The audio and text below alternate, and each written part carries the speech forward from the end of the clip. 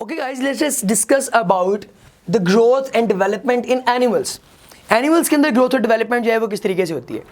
Plant की निस्बत इसका मैकेनिज्म थोड़ा डिफरेंट है. इसके अंदर जो है वो अमूमन अगर हम लोग सेक्सुअल रिप्रोडक्शन की बात करें तो उसके नतीजे में भी आपको पता है अल्टीमेटली जायगॉट बनेगी और जायगॉट से आगे फिर जो है वो एम्ब्रियो बनेगा और उस एम्ब्रियो से जो है वो फर्दर एक ऑर्गेनिज्म जो है बनेगा. लेट अस कंसीडर कि हमारे पास वो कौन कौन सी स्टेजेस हैं बेसिकली जो कि ग्रोथ में अपना अहम किरदार अदा करती हैं. आपके पास एक टेबल में जो है वो बनी हुई है कि सबसे पहले आपके पास क्या बनेंगे, गैमीट्स बनेंगे. गैमीट फॉर्मेशन होगी. गैमीट्स कैसे बनते हैं आपको पता है, सेक्सुअल रिप्रोडक्शन के नतीजे में आपके पास जो है वो गैमीट्स बनते हैं. गैमीट्स बनने के बाद दूसरा प्रोसीजर क्या होगा, फर्टिलाइजेशन होगी.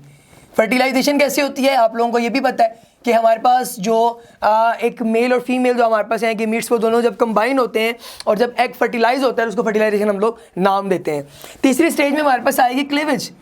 अब जो क्लीवेज है ये क्या है बेसिकली आपको पता है, जो लफ्ज़ क्लीवेज है इसी का मतलब है कि किसी चीज़ में वो आ जाना, एक दरार आ जाना, किसी चीज़ में एक पार्टीशन आ जाना. क्लीवेज होगी. अब सेल्स बढ़ना शुरू हो गए. बढ़ने के बाद फिर आपके पास आएगी गैस्ट्रुलेशन. गैस्ट्रुलेशन के अंदर क्या होगी, यहाँ पे स्टेजेस आएंगी, गैस्ट्रूला वगैरह वगैरह. और जो हमारे पास गैस्ट्रुलेशन है इसके नतीजे में फिर क्या होगा, जो प्लांट है अब उसकी हाइट वगैरह भी बढ़ने लगी है. और उसके बाद ऑर्गेनोजेनेसिस होगी, यानी कि अब ऑर्गन्स बनने लगेंगे. ऑर्गेनोजेनेसिस, ठीक है जी. अब उसके अंदर जो है वो ऑर्गन्स वगैरह जो है वो फॉर्म होने लगे और अल्टीमेटली आपके पास जो है वो ग्रोथ होगी. ठीक है. अब जब ऑर्गन्स भी बन गए हैं तो प्लांट की जो है वो ग्रोथ अल्टीमेटली वो अपने इख्तिताम को पहुंचेगी. उसका साइज़ इंक्रीज़ हो जाएगा, उसकी जो बॉडी है वो इंक्रीज़ होगी. ये आपने फ्लो शीट जो है वो याद रखनी है. अच्छा, अब हम लोग आते हैं एक एग्जांपल हम लोग कोड करते हैं जिसके अंदर हम लोग ना चिक की एग्जांपल लेते हैं कि चिक के अंदर डेवलपमेंट कैसी होती है. डेवलपमेंट इन चिक. चिक के अंदर डेवलपमेंट जो है वो कैसे होती है. अब सबसे पहले तो फर्टिलाइजेशन हो गई. फर्टिलाइजेशन के बाद हम लोग क्या देख रहे हैं, फर्टिलाइजेशन में क्या हो रहा है कि जो हमारे पास मेल हमारे पास कॉक है उससे जो है वो क्या हुआ, स्पर्म्स आए, वो उन्होंने जो है वो इसके साथ इसकी जो ओवम्स हैं उनको फर्टिलाइज़ किया, एग बना. एग फॉर्म होने के बाद जैसे जैसे वो उसकी जो है वो मतलब निकला उसकी बॉडी से, एक्सक्रीटरी पार्ट से वो बाहर निकला तो साथ ही साथ जो है वहाँ से एक शेल भी निकला जो कि कैल्शियम का बना हुआ था, जो कि अंडे के ऊपर कवर बनाता है. वो शेल भी बाहर निकल आया. बर्ड्स में भी ऐसे है, हैंड्स वगैरह के अंदर ऐसे है. तो जैसे ही वो बाहर निकला वो ज़मीन पे आ गया. अब वो बाहर आ गया है महफूज फॉर्म के अंदर. अब मदर ने उसके ऊपर जो है वो बैठना है और उसको टेम्परेचर देना है तकरीबन कोई 36 से 38 डिग्री सी के दरमियान. ठीक है जी, ताकि उसकी जो प्रॉपर ग्रोथ है वो आप लोगों को अवेलेबल हो सके. अब इसके ऊपर आगे मिसाल के तौर पे हैन बैठ गई है. ठीक है, उसके बैठने से फिर क्या होगा, आपके पास जो फर्स्ट स्टेज आएगी दैट वुड बी क्लीवेज. अब क्लीवेज हमारे पास स्टेज आ रही है. ये क्लीवेज के अंदर क्या हो रहा है, जो आपके पास वो अंडा था उसके अंदर ना वो जो हमारे पास है जो जर्दी है उसके ऊपर एक प्लेट नुमा स्ट्रक्चर है जो कि आपके पास वो सेल है पर्टिकुलर जिससे अब डिवाइड होकर मजीद पूरा ऑर्गेनिज्म बनाना है. तो अब उसकी वो जो डिस्क लाइक स्ट्रक्चर है जिसके अंदर अब क्लीवेज आएगी उसको हम लोग नाम देते हैं डिस्कॉइडल क्लीवेज. ठीक है जी. अब डिस्कॉइडल और डिस्क जो नुमा स्ट्रक्चर जो कि उस जर्दी के ऊपर पाया जा रहा है, बाकी सारा एरिया जितना भी है वो उसकी न्यूट्रिटिव फूड है. ठीक है, वो साथ फूड लेता रहेगा, साथ साथ वो ग्रो करता रहेगा. क्लीवेज के बाद हमारे पास जो है अब दूसरे हमारे पास जब स्टेज आती है क्लीवेज में, सबसे पहले हम लोग ये भी देख लें क्लीवेज में हमारे पास किस तरीके से डेवलपमेंट जो है वो हो रही है. ये आपको डायग्राम नंबर फिगर नंबर 19.5 के अंदर गिवन है कि पहले आपके पास सेंट्रल एक पार्ट आ रहा है. ठीक है, इस तरह उसके सेंटर में क्लीवेज आ रही है. पहला स्टेप, दूसरा हो गया, फिर तीसरा हो गया. इस तरह फिर अल्टीमेटली बढ़ते बढ़ते बढ़ते आपके पास सेल्स में है वो मज़ीद से मज़ीद आगे ऑनवर्ड बढ़ते ही जाएंगे. और फिर उसके बाद स्टेज आएगी मरूला की. तो मरूला जो है स्टेज, इसके अंदर क्या होगा, मरूला के अंदर हमारे पास जो है वो क्लीवेज के नतीजे में जो सेल्स प्रोड्यूस हुए थे वो अब जो है वो राउंडेड पैक्ड मैस ऑफ ब्लास्टोमेयर्स यहाँ पे बनेंगी जिसको हम लोग मरूला का नाम देते हैं. डिस्क शेप्ड मैस बनेगा सेल्स का जो कि लेयर्स के ऊपर डिपेंडेंट होगा. उसकी मेसोडर्मल लेयर्स, उसकी एपिडर्मल लेयर्स, उसकी एंडोडर्मल लोअर जो है वो लेयर्स, ये सारी उसके अंदर जो है प्रिपेयर होना शुरू हो जाएंगी. देन आपके पास ब्लास्ट्यूला स्टेज आएगी. ब्लास्ट्यूला जो स्टेज है इसके अंदर हमारे पास एक लेयर बनेगी जिसको हम ब्लास्टोडर्म कहेंगे. अब ना इस पॉइंट पे आगे ना तो जो आपके पास सेल्स के जो बने हुए हैं मैसेज बने हुए हैं वो थोड़े थोड़े डिफरेंशिएट होना शुरू हो जाते हैं और वो लेयर्स बनाना शुरू कर देते हैं. मतलब आपके पास सबसे टॉप की layer, middle layer, downward layer, so इस तरह से आपके पास जो है वो पार्ट्स जो है वो बनना शुरू हो जाते हैं. तो अब ब्लास्टोडर्म के बाद आपके पास एक नई स्टेज आती है जिसको हम लोग नाम देते हैं गैस्ट्रुलेशन. अब गैस्ट्रुलेशन में जाने से पहले ये भी आप लोग याद रखिएगा कि इसके अंदर ब्लास्टुलर स्टेज के अंदर ही हमारे पास जो है वो जब जोन्स बन जाते हैं तो वो जोन्स एक दूसरे से डिफ्रेंशिएट भी होना शुरू हो जाते हैं। तो गैस्ट्रुलेशन पे हम लोग आते हैं।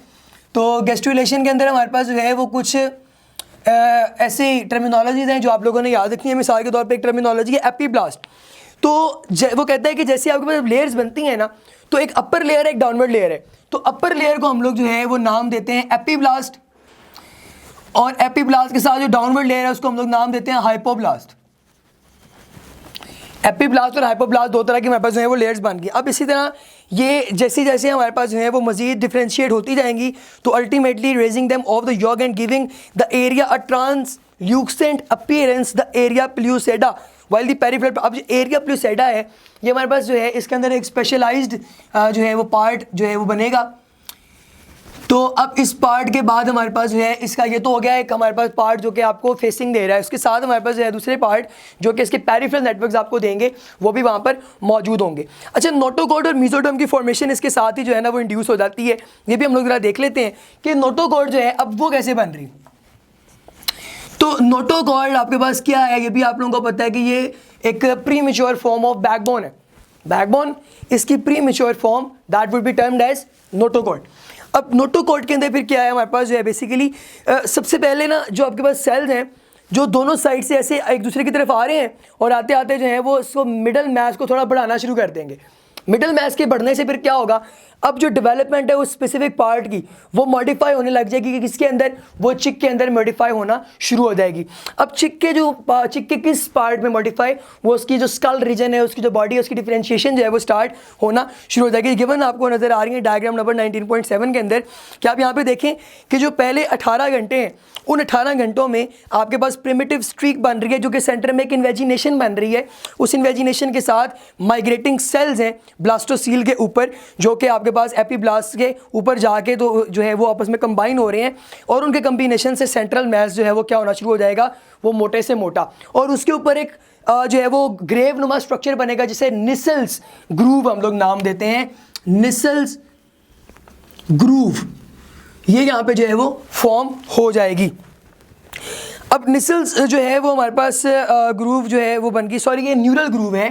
निसल्स तो हम लोगों ने वो लास्ट में पढ़ा था, न्यूरल ग्रूव। तो ये जो न्यूरल ग्रूव है यहाँ पे जो है वो बन गई है। और उसके बाद फिर अल्टीमेटली क्या हो रहा है, आपके पास हार्ट की जो है वो रूडिमेंट्स भी बन रही हैं। 28 घंटे के बाद न्यूरल ट्यूब जो हमारे पास है वो क्या हो जाएगी, वो फोर गट के ऊपर जो है वो प्रिपेयर हो जाएगी और इस न्यूरल ट्यूब के अंदर से फिर हमारे पास जो है वो बनना शुरू होंगे आपके न्यूरल सिस्टम्स, और इस पार्ट को हम लोग नाम देते हैं फिर न्यूरोलेशन का। तो अब न्यूरोलेशन जो हमारे पास है वो हो गई है स्टार्ट, ठीक है जी। अब इसके अंदर टर्मिनोलॉजीज कुछ और हैं जैसे कि गैस्ट्रोसील। तो ये endoderm which has been called gastrocoel is now termed as primitive gut. Primitive gut, अब लफ्ज़ क्या है, प्रिमिटिव, प्रिमिट पुराना जो आपको पता है प्री मैच्योर फॉर्म। इसी तरह हमारे पास जो है जो गट है रीजन ये डाइजेस्टिव सिस्टम का सारा रीजन ये गट आपके पास बन गई है, ठीक है। स्प्लैंकिक मेसोडर्म जो है, सोमेटिक मेसोडर्म, स्प्लैंकिंग जो मेसोडर्म है स्प्लैंकिक, ये दोनों आपके पास प्रॉपर जो है वो डर्मल लेयर्स जो है वो प्रिपेयर हो जाएंगी और अल्टीमेटली आपके पास जो है वो सीलोम जो है वो प्रिपेयर हो जाएगा 25 से 26 घंटे बाद। अच्छा, जो न्यूरोलेशन है इसके अंदर हमारे पास एक 24 घंटे के बाद जब एम्ब्रियो जो है 24 घंटे एम्ब्रियो के हो जाते हैं तो folding of neural plate is clearly visible. The embryo is now termed as neurula. अब एम्ब्रियो को आप न्यूरोला जो है स्टेज कहते हैं। न्यूरोलेशन में एक स्टेज आती है जिसको हम लोग फिर नाम देंगे न्यूरोला। अब हम इसको ज़रा ऊपर ले जाते हैं अपनी आसानी के लिए। ये है जी न्यूरोला स्टेज। न्यूरोला जो है ये अब हमारे पास जो है वो एम्ब्रियो न्यूरोला कहला रहा है, न्यूरोलेशन स्टेज के अंदर ये एक पार्ट है उसका। अच्छा, इसी तरीके से in the meantime the neural plate sinks and the neural fold toward and another and meet in the mid dorsal line fuse and convert the neural groove into neural tube. At each end of the neural tube a small opening called anterior and posterior neuropores. अब interior और exterior न्यूरोपोर्स हैं वो यहाँ पे form हो रहे हैं और उनकी फॉर्मेशन के साथ फिर क्या हो रहा है कि at the end of the day central nervous system जो है that is prepared, that is made, और उसके साथ हमारे पास जो है वो जो कैविटी जो होती है जिसके अंदर नर्वस सिस्टम इनक्लोज्ड होता है उसे न्यूरोसील कहते हैं। वो कैविटी जिसके अंदर ये इनक्लोज्ड है उसे हम न्यूरोसील का नाम देते हैं। इसके अंदर इनक्लोज्ड CNS जो है वो पाया जाता है। ठीक है जी, ये भी आप लोगों ने याद रखना है। अब इसके बारे में हमारे पास आता है मैकेनिज्म जो कि डेवलपमेंट का है, कि किस तरीके से डेवलपमेंट जो है आपके पास वो आपको शो हो रही है। तो मैकेनिज्म में हम लोग देख लेते हैं कि कौन कौन से पार्ट अपना करेक्टर जो है वो अदा कर रहे हैं।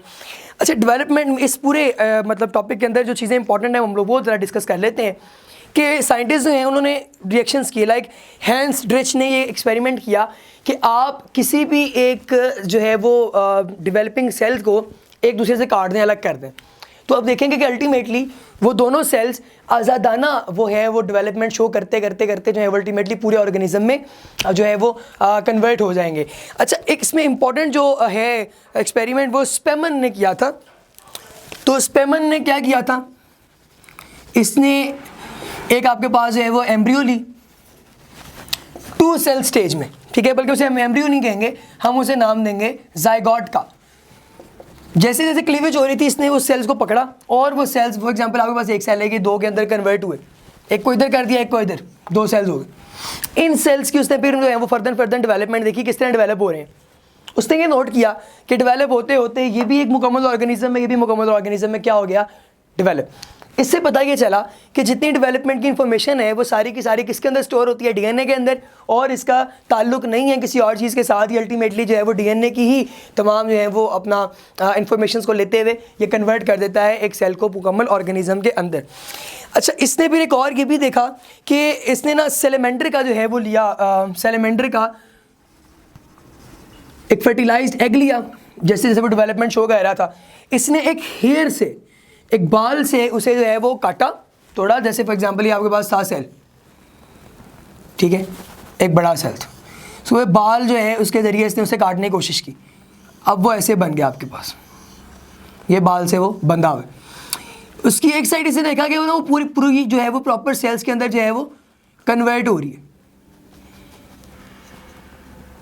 ये जो कन्वर्जन जैसे सेल्स के अंदर हो रही है, उसने देखा कि अल्टीमेटली इस कन्वर्जन से क्या हो रहा है, एक पूरा सेल का मैस बन रहा है और वो सेल का मैस फिर बाद में डिफरेंशिएट हो रहा है। अच्छा, इससे हमें पता ये चला कि जो ग्रे क्रिसेंट है वो बेसिकली आपके पास जो है वो अपनी एक्टिविटीज़ परफॉर्म करता है एम्ब्रियो की डेवलपमेंट के अंदर, और is the pigment free area that appears at the time of fertilisation.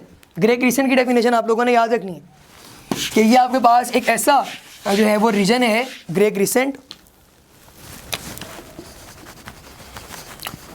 Grey crescent, जो कि एम्ब्रियो की डेवलपमेंट के वक्त जो है वो अपना आप शो करता है। अब ये ग्रे क्रिसेंट जो है इसने देखा कि ये जो है वो फर्दर एक्टिविटीज़ परफॉर्म कर रहा है। इसकी बेसिस पे इसने जो है वो चीज़ें जो डिराइव की वो ये थी कि 2 कंक्लूजन्स निकले। एक कि all sales contain same nuclear information, तमाम सेल्स के पास सेम न्यूक्लियर इंफॉर्मेशन होती है।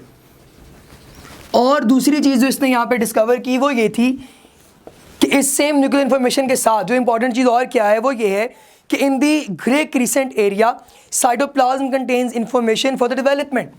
Cytoplasm of grey crescent area contains information of division.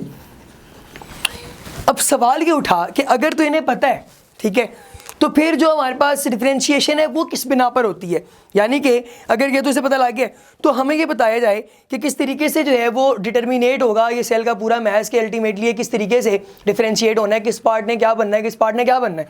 तो इसका आंसर ये दिया गया कि जैसे जब ड्यूरिंग क्लीवेज जो है जैसे जैसे साइटोप्लाज्मिक सेग्रीगेशन होती है तो वो डिटर्मिन कर देती है मॉलिक्यूल्स को, डिटर्मिनेटिव जो मॉलिक्यूल्स हैं वो उसके अंदर आ जाते हैं, जिससे पता चलता है कि किस पार्ट ने क्या बनना है। इसी तरीके से जो इंडक्शन है, interaction with the neighbouring cell take place, दूसरे सेल्स के साथ उनका इंटरेक्शन होता है तो फिर उन्हें पता लग जाता है कि इन सेल्स ने ये एक्टिविटी परफॉर्म करनी है तो इनके मुतबादिल हमने ये एक्टिविटी परफॉर्म करनी है।